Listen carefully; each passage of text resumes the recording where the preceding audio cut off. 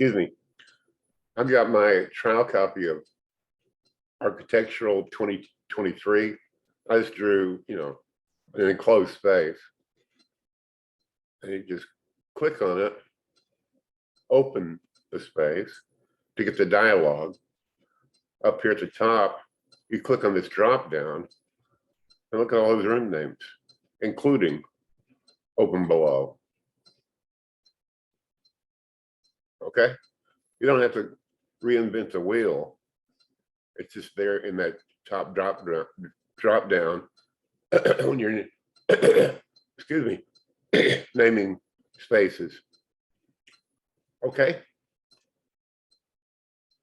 if you're not seeing that, I would recommend that you uninstall and reinstall the software and let it properly install with all of its features and so forth.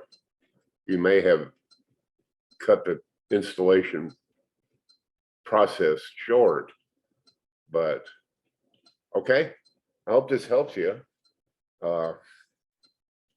Whether it does or not, excuse me, make it a great day.